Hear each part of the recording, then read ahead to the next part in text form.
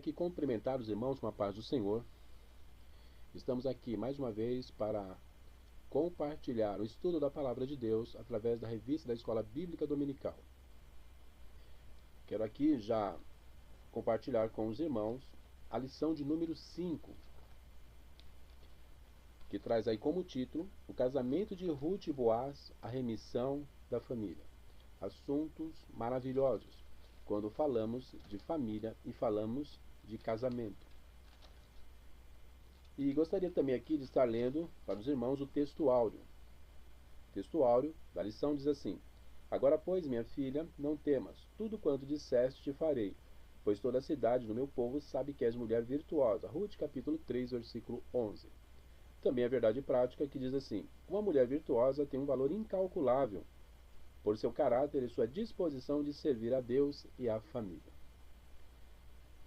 Quando nós começamos a ler o livro de Ruth, nós vamos encontrar aí duas grandes tragédias no início e duas grandes bênçãos, duas grandes celebrações no final do livro.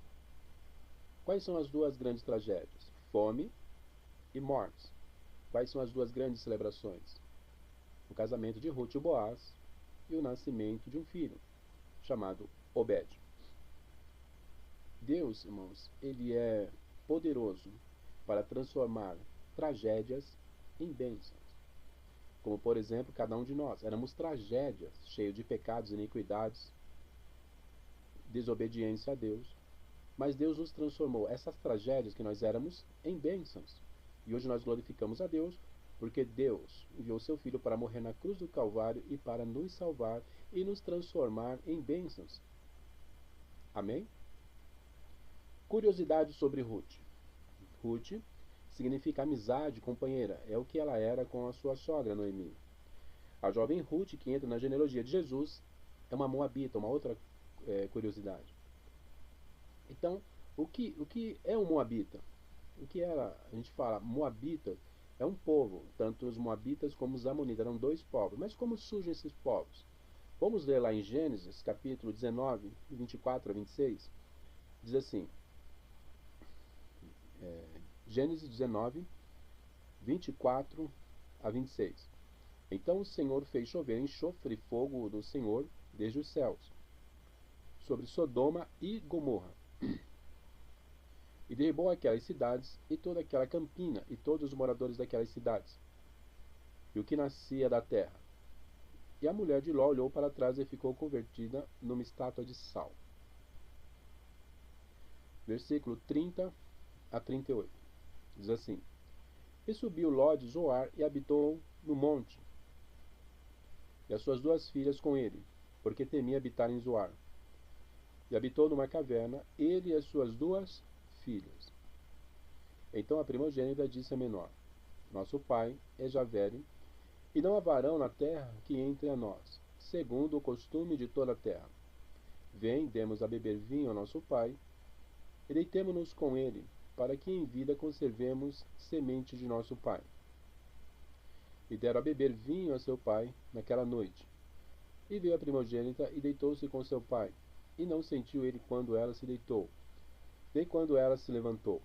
E sucedeu no outro dia, que a primogênita disse à menor: Vês aqui, eu já ontem à noite me deitei com meu pai.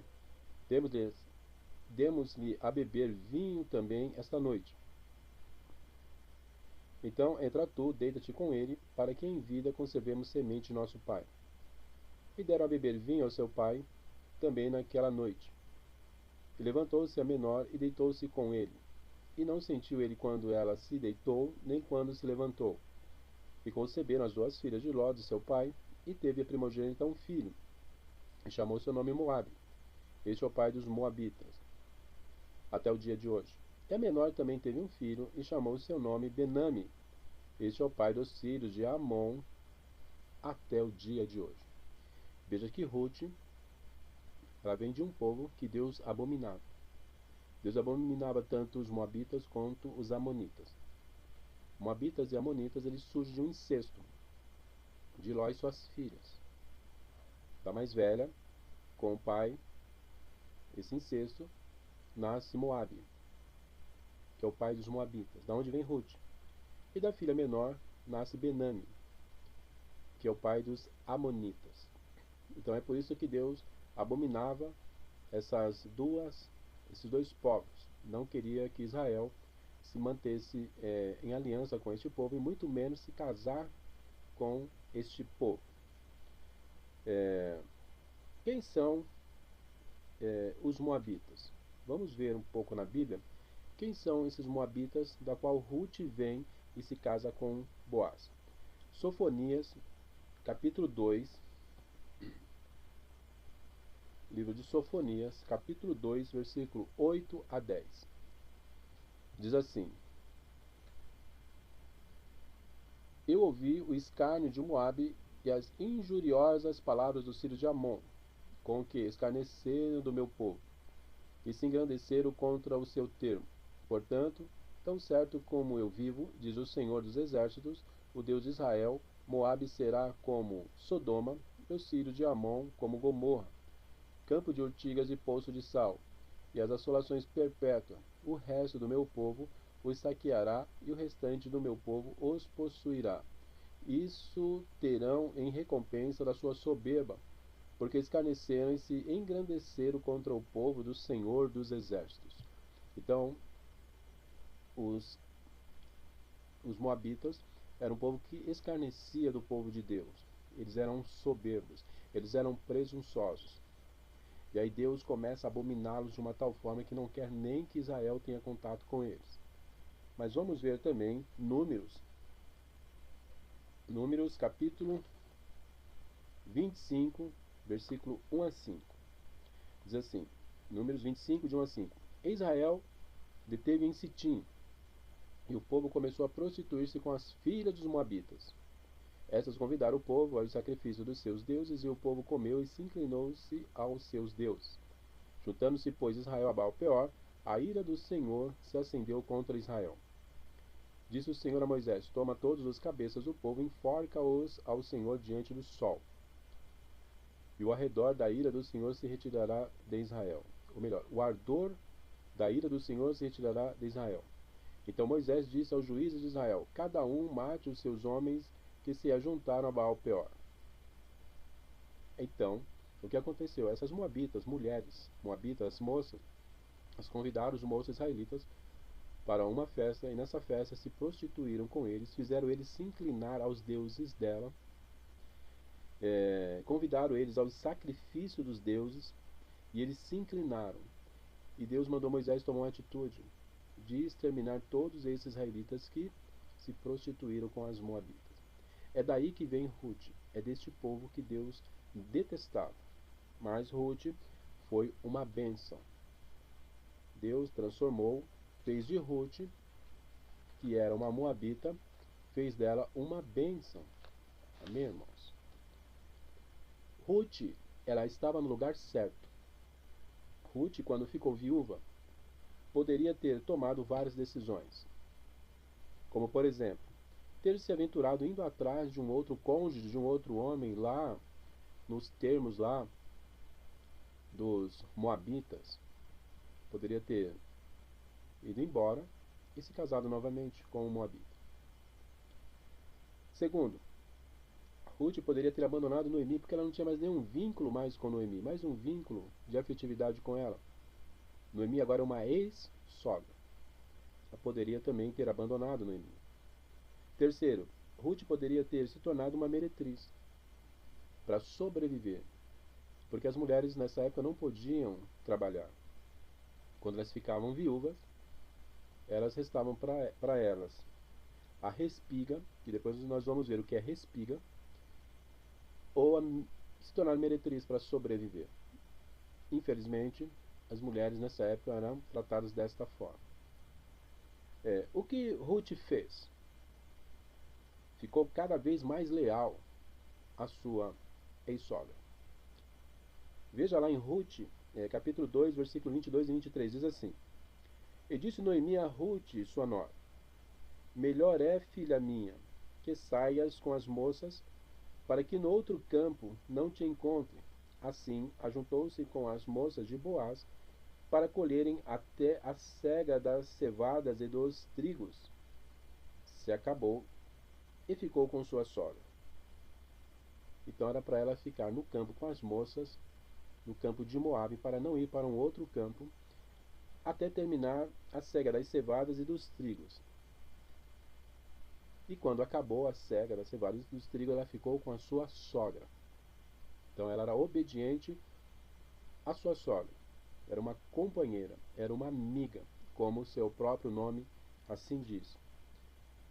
E aí, Noemi mandou Ruth trabalhar no campo. A respiga, ela era um local onde se fazia a debulhação, debulhava os cereais ali, tirava a casca, que aí significa ali a eira. A eira era uma área onde o chão era muito duro e era variável esse chão, onde ali se colocava as sementes ali, mas que tinham casca, tirava-se as cascas da semente, peneirava na eira, e aí, no caso da respiga, era um local que o coletor, quando caía os alimentos ali, caía ali os grãos, ele não podia recolher, devido à lei de Moisés, que dizia que o que caísse no chão, na respiga, teria que ficar para o órfão, para as viúvas, para aqueles que estavam desamparados. Era proibido o coletor pegar do chão para comercializar ou para sustento da família dele. Então, se caiu no chão, tinha que ficar. Isso era o trabalho que Ruth fazia na respiga e o trabalho também que Noemi fazia na respiga. Então, o que caísse no chão tinha que deixar. E ali o local da eira era o local onde tiravam-se as cascas dos alimentos ali, dos grãos, peneirava para poder comercializar, para poder vender. Então isso se fazia na eira. E Boaz foi para a eira, ele trabalhava na eira também, era muito rico Boaz. Noemi sabia que Boaz faria a separação dos grãos. Na onde? Na eira. Provavelmente também dormiria na eira, que era esse local onde havia ali a limpeza. Tirava-se as cascas, deixava ali só ali as sementes, né? Então era o local que se trabalhava na eira e tirava toda a casca, todo dos grãos para aproveitar os grãos. Então era uma área chamada de eira. Noemi orientou Ruth a descobrir os pés de Boaz e dormir discretamente junto a ele. Veja que Noemi, ela conhecia toda a cultura de Israel. E Ruth não, Ruth era uma moabita, não conhecia a cultura de Israel, como funcionava.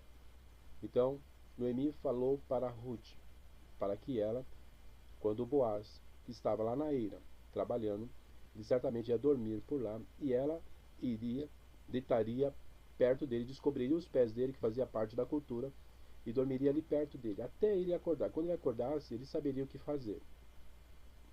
Porque Ruth falaria para ele o seguinte: estou aqui para que você venha me remir. E aí ele saberia o que fazer. Ele deveria cobrir ela com a capa e fazer o pedido de casamento. Então foi tudo esquematizado por Noemi, porque Noemi conhecia a cultura, conhecia como Ruth poderia ser feliz. Ela se preocupava com a sua nora, queria que ela fosse muito feliz, encontrou ali estratégias. É uma crente de estratégias, uma crente que pensa lá no futuro. E ela foi uma bênção para Ruth. E aí ela deitou-se perto ali de Boaz. Boaz estava dormindo, ela deitou-se, descobriu os pés de Boaz e ficou deitada ali. Quando Boaz descobriu que ela estava ali, ele ficou assustado, perguntou por que ela estava fazendo aquilo, quem era ela. E ela disse que queria ser remida por Boaz. E Boaz ali jogou a capa sobre ela. E ali estava feito já um pedido de casamento. Só que uma coisa interessante, irmãos, que Ruth deveria fazer 3 coisas: se banhar, se vestir o melhor vestido que ela tivesse, e se perfumar. Ruth, ela simboliza a igreja. E Boaz é um tipo de Cristo. Ruth, ela, como igreja, nós somos gentios e Deus nos aceitou quando a Bíblia fala que ela devia se lavar, se banhar, fala da palavra, que a palavra nos lava, a palavra nos purifica, que ela tinha que estar perfumada, Ruth. Isso fala dos dons espirituais, dom de discernimento de espírito, dom de cura, dom de variedade de línguas, dom de profecia, dom de revelação e etc.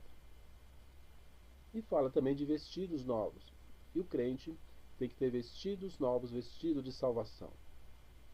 Então, essas três características de Ruth pertencem à igreja. E Ruth, Noemi orientou Ruth para que quando Boaz acordasse, ela teria que falar três coisas para Boaz. Primeiro, sou tua serva. Segundo, estende, pois, a tua capa sobre mim. E terceiro, tu és o meu remidor. Boaz jogaria sua capa sobre ela. Com esse gesto, o pedido de casamento seria realizado. E ali ocorreria a remissão do perdão. Por que isso, irmãos? Porque naquela época havia a lei do levirato. A lei do levirato foi instituída pela lei de Moisés. Quando um homem se casava e ele viesse a morrer, a sua esposa, enquanto viúva, teria que ter filhos com o seu irmão. Então ele suscitaria semente para o irmão que havia morrido. Isso era remissão. Ela tinha que ser remida por um parente mais próximo. Isso pertencia à lei de Moisés. Só que esse filho não seria dele, seria do irmão que veio a falecer. E aí, tendo um bem também, uma herança, ele teria que comprar a herança desse irmão e casar com, no caso aí, a sua cunhada. Mas só que o filho dele com a cunhada não seria dele, seria desse irmão que faleceu, para suscitar semente ao irmão. Então isso chamava lei do levirato. Isso, como Ruth perdeu o seu marido, não tinha mais o outro irmão que havia morrido também. Então Boaz era um parente próximo de Elimeleque, que era o esposo de Noemi. E aí Ruth passou a noite dormindo próximo de Boaz. E é interessante que houve um respeito, irmãos. Um respeito, ela passou a noite toda com Boaz. Boaz poderia ali ter se aproveitado daquela ocasião e podia ali ter um contato íntimo com Ruth. Não, ele respeitou. O crente é assim, o crente ele tem que respeitar. O crente ele respeita a sua namorada, o crente respeita a sua noiva, o crente respeita a sua esposa, e o crente, quando ele casa, ele tem que ter o seu registro em cartório também. Ele tem que assumir a sua esposa. Esse é o papel de um crente. Esse é o papel daquele que assume um matrimônio. Então nós vemos aí, aprendemos com Boaz, que ele respeitou Ruth. Ele poderia até ter aproveitado aquela oportunidade, mas ele não fez nada, porque ele respeitava Ruth. O que nós aprendemos com isso? Esperar o tempo de Deus, o tempo kairos, o tempo oportuno de Deus. Tudo tem que ser feito com ordem e decência. Não podemos colocar os bois a carroça na frente dos bois. Tudo tem que ser feito com ordem e decência. O casamento do crente tem que ter, como eu disse aos irmãos, fase no namoro, fase no noivado, fase do casamento, e também tem que ser registrado em cartório. O crente é assim. Tem que ter os processos legais sendo feito. Existem algumas falas mundanas, umas falas aí dos moços do mundo, que eles começam a namorar com as garotas, com as moças, e falam assim: me dê uma prova do seu amor. Essa prova do amor que ele quer é manter relação sexual com ela. Infelizmente, tem alguns crentes, moços crentes, que vêm com esta fala também no meio do nosso povo. Mas as jovens têm que fugir desses moços. Porque a gente vê que Jacó, ele esperou 14 anos né, para manter um relacionamento oficial de casamento com Raquel. Então ele esperou 14 anos para realmente casar ali com Raquel. Sabe por quê, irmãos? Porque Jacó, ele amava Raquel. E quem ama, espera. Quem ama, espera os processos legais. Não é possível termos bênçãos de Deus se nós não estivermos no lugar certo. Ruth estava no campo de Boaz. E nós, irmãos, temos que estar também no campo de Jesus. Para nós recebermos as bênçãos do Senhor, nós precisamos estar no campo de Jesus. Nós precisamos estar na igreja que Deus nos colocou, na igreja local. Esse é o campo de Jesus. Tem pessoas que estão na igreja que nós estamos, mas eles gostam de uma outra denominação. Ele fica numa outra denominação um tempo e fica na nossa igreja local um tempo. Depois ele vai para uma outra denominação que não é mais aquela que ele ia, já volta para a nossa igreja. Ele não tem ele não é fixo. Ele não é fixo no campo que Jesus colocou ele. Amém? Boaz é um tipo de Cristo. O nosso remidor, o nosso redentor é Jesus. Por quê? Porque ele pagou o alto preço pela nossa salvação. Então nós temos que estar no campo que Jesus nos colocou. Então Ruth estava no campo de Boaz e nós, enquanto igreja, temos que estar no campo que Jesus nos colocou. O que chama a atenção em Ruth, quando Boaz observou, é que ela era uma mulher virtuosa. Ruth 3:11. No Ruth 3:11 é até o texto áureo que nós lemos. E diz lá que, no texto em que nós lemos, que Boaz chama ela de mulher virtuosa. A mulher virtuosa é aquela mulher que tem caráter, aquela mulher que é temente a Deus, mulher casta, que ela não é leviana, mulher prudente, ajudadora, uma mulher ética, uma mulher que ajuda o marido, uma mulher conselheira, é uma mulher virtuosa. E Boaz viu tudo isso em Ruth. E as moças na igreja, ela tem que seguir essa linha de Ruth. Tem que ser uma mulher virtuosa. E aí, irmãos, nós entendemos que Boaz, ele é um tipo de Cristo e que Ruth representa a igreja de nosso Senhor e Salvador, Jesus Cristo, da qual nós fazemos parte. Havia um parente mais próximo, na lição que nós estamos estudando, havia um parente mais próximo que Boaz.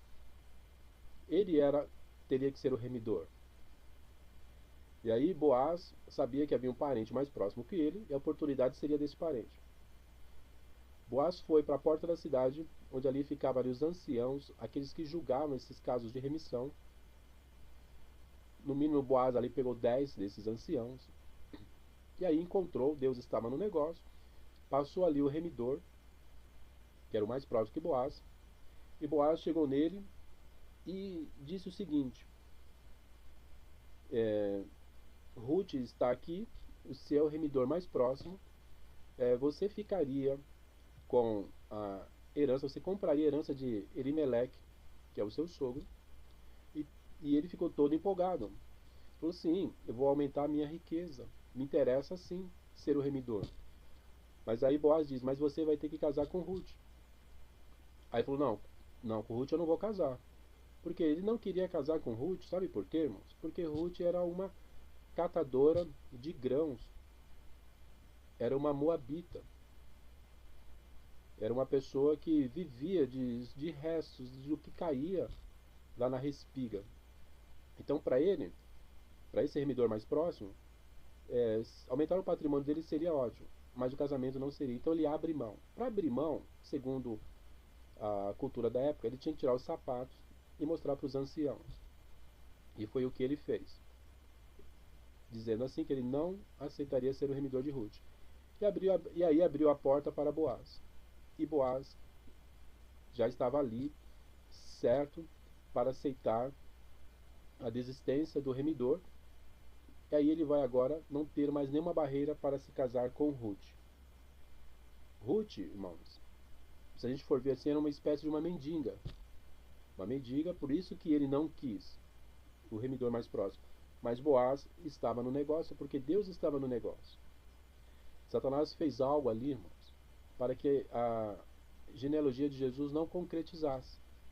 Porque morreu Elimeleque, morreu Malom e Quilion, ou seja, não havia mais descendência. Mas Deus preparou Boaz para que Boaz casasse com Ruth, para que a genealogia de Jesus voltasse.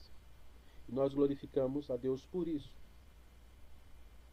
E aí, esse remidor mais próximo, ficar mais rico para ele era interessante, aumentará o patrimônio dele, a riqueza dele, comprando ali a herança de Elimeleque, mas ele não queria se casar com Ruth, porque Ruth era uma moabita. E abriu a porta para Boaz. O impedimento era ele, agora Boaz estava glorificando a Deus por ter agora a oportunidade de se casar com Ruth. E aí ele pagou o preço. Boaz é um tipo de Cristo que pagou o preço de Ruth, como Jesus pagou o preço da nossa salvação. Jesus, na cruz do Calvário, pagou o preço. E nós estamos hoje glorificando a Deus na casa dele, porque foi derramado um sangue lá no passado. E esse sangue que foi derramado comprou a nossa remissão. Nós somos remidos.